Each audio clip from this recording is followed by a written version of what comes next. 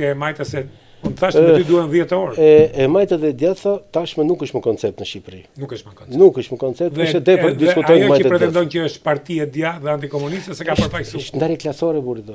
Ne vazhdojmë ndarjen klasore. Pra, lufta e klasave ka qenë shpirt. Po këto përsekutumit beni që thonë ne jemi të djathtë dhe jemi partinë demokratike.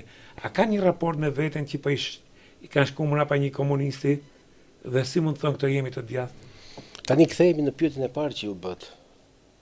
Pyetjen e parë që bët. Si njeriu ka raport me veten. Ju me drejt thatë përse këta persona, fjala vjen Rita Tapiko ose tjerë.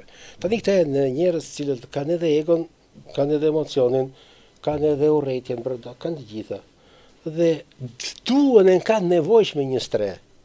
Njeriu, po është purë në Amerikë do përshtatet me qytetërimin amerikan, po është purë në shkretë të tjerë do përshtatet me qytetërimin. Pra, atë që ofron, kjo është oferta për ta. Dhe kjo ofertë për ta është, si themun, streja e tyre. Është një strej që s'ka çati. Është vetë një strej që ata kanë. Ata nuk kanë forcë sot, si rrjedhimi i agresivitetit historik ka bërë Berisha për të mos lënë asnjëherë të organizuar. Pra duhet kuptojmë një gjë. Sali Berisha ka qenë mjeshtër për të sabotuar dhe për të azgjesuar çdo të djathtë në Shqipëri.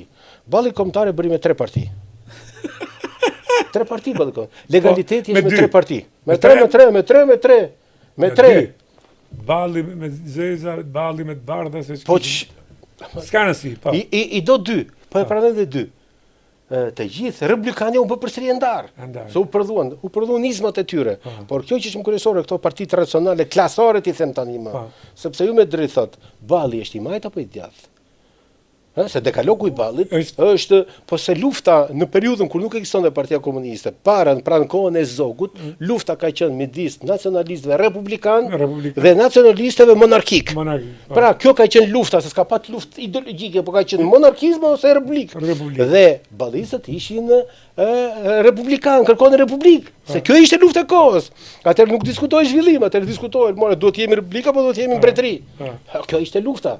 Dhe në këtë kuadër ky ishte i majt, por edhe republikanët, edhe këta monarkikët, përsëri reforma e Zogut, reforma e Zogut për tokën i kanë thënë ka qenë edhe ndryshimin. Tani, diskutojmë këtyre njerëzve e vetëm folej që është ofruar është kjo. Jo pa qëllim thash, këtë Saliu kuptoi një gjë, që mjafton të zurpoj dhe të jetë pronar i foles, dhe automatikisht të gjithë përjashtim që ka nevojë për fole, do të thonë i vetmi person që ne ofron folen tashmë. Ne ofron folen. Dhe çfarë fituam nga kjo fole? Po çfarë realizuam, se për të fituar jo, është fjalë, po çfarë realizuam për kjo drama. Kjo është një gjë që kanë rreth vetën ose shqiptarët. Kjo drama e tabakut me alimentin është treguesi më i qartë edhe i përgjigjes që ju keni. Në analizën psikoanalitike, po dhe politike që do të bësh fenomeni tabaku, ti jep shumë përgjigje pyetjes që ju bët, që është pyetja më serioze që bëhet tani, mor zotëri. Kur ky person, i cili pretendon që është përfaqësuesi i klasave të përmbysura, pra i përfaqësuesi i një grupi klasor i cili është goditur nga komunizmi, është person i cili vjen absolutisht drejt për drejt nga elita e këtij grupimi dhe ka qenë nga personat më ekstrem. Ti thua, po mirë, këta njerëz si ofrojnë Berishës, sepse Berisha uzurpoi folen të cilën ata e duan. Ata nuk jetojnë dot pa këtë fole.